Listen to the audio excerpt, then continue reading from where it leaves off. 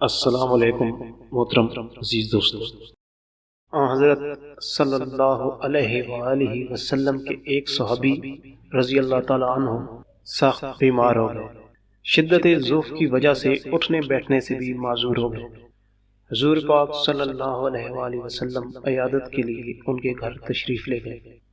بیمار صحابی نے جب آپ صلی اللہ علیہ وآلہ وسلم کو دیکھا تو خوشی سے نئی زندگی محسوس کی اور ایسا معلوم ہوا جیسے کوئی مردہ اچانک زندہ ہو گیا ہو۔ زہے نصیب، اس بیماری نے تو مجھے خوش نصیب کر دیا، جس کی بدولت میرے غریب خانے کو شاہد عالم صلی اللہ علیہ وآلہ وسلم کے پائے اقدس چومنے کی سعادت حاصل ہوئی۔ اس صحابی نے کہا، اے میری بیماری اور بخار اور رنج و غم، اور اے درد اور بیماری شب، تجھے مبارک ہو بسبب تمہارے اس وقت نبی پاک صلی اللہ علیہ وآلہ وسلم میری عیادت کو میرے پاس تشریف لائے۔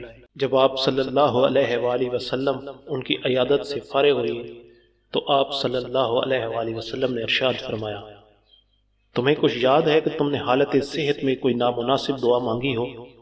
انہوں نے کہا کہ مجھے یاد نہیں آتا کہ کیا دعا کی تھی۔ تھوڑے ہی وقفے کے بعد حضور پاک صلی اللہ علیہ وآلہ وسلم کی برکت سے ان کو وہ دعا یاد آ گئی۔ صحابی نے عرض کیا کہ میں نے اپنے اعمال کی کوتاہیوں اور خطاؤں کے پیش نظر یہ دعا کی تھی کہ اے اللہ تعالیٰ، وہ عذاب جو آخرت میں آپ دے گئے وہ مجھے اس دنیا میں دے دے تاکہ عالم آخرت کے عذاب سے فارغ ہو جاؤں۔ یہ دعا میں نے بار بار مانگی یہاں تک کہ میں بیمار ہو گیا، اور یہ نوبت آ گئی کہ مجھ کو ایسی شدید بیماری نے گھیر لیا کہ میری جان اس تکلیف سے بے آرام ہو گئی۔ حالت صحت میں میرے جو معمولات تھے، عبادت و ذکر الہی اور اوراد و وظائف کرنے سے عاجز اور مجبور ہو گیا۔ برے بھلے اپنے بیگانے سب فراموش ہو گئے۔ اب اگر آپ صلی اللہ علیہ وآلہ وسلم کا روئے اقدس نہ دیکھتا تو بس میرا کام تمام ہو چکا تھا۔ آپ صلی اللہ علیہ وآلہ وسلم کے لطف و کرم اور غمخواری نے مجھ کو دوبارہ زندہ کر دیا ہے۔ اس مضمون دعا کو رسول اللہ صلی اللہ علیہ وآلہ وسلم نے سن کر ناراضگی کا اظہار فرمایا اور منع فرمایا کہ آئندہ ایسی نامناسب دعا مت کرنا۔ یہ آداب بندگی کے خلاف ہے کہ انسان اپنے مولا سے بلا و عذاب طلب کرے۔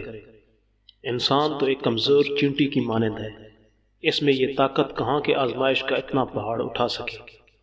صحابی نے عرض کی، اے شاہد عالم صلی اللہ علیہ وآلہ وسلم، میری 1000 بار توبہ کہ آئندہ کبھی ایسی بات زبان پر لاؤں۔ حضور صلی اللہ علیہ وآلہ وسلم، میرے ماں باپ آپ صلی اللہ علیہ وآلہ وسلم پر قربان، اب آئندہ کے لیے میری رہنمائی فرمائیں۔ آپ صلی اللہ علیہ وآلہ وسلم نے اس کو نصیحت فرمائی، جس کا ترجمہ یہ ہے، اے اللہ، دنیا میں ہمیں بھلائیاں عطا فرما اور آخرت میں بھی ہم کو بھلائیاں عطا فرما۔ خدا تمہاری مصیبت کے کانٹوں کو گلشن راحت میں تبدیل کر دے، آمین۔